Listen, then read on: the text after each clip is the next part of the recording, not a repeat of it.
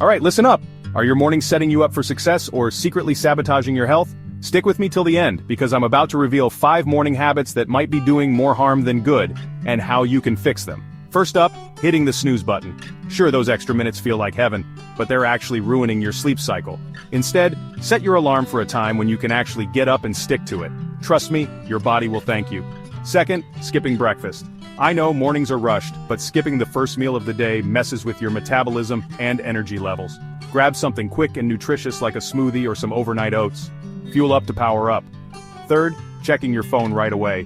Those notifications can wait. Starting your day with a screen can increase stress and anxiety.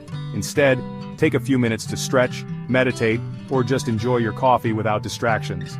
Fourth, drinking coffee on an empty stomach. I get it, coffee is life, but having it first thing can lead to digestive issues and jitters. Try drinking a glass of water first to hydrate, then enjoy your morning brew with breakfast. Lastly, not getting any sunlight. Natural light helps regulate your body's internal clock and boosts your mood.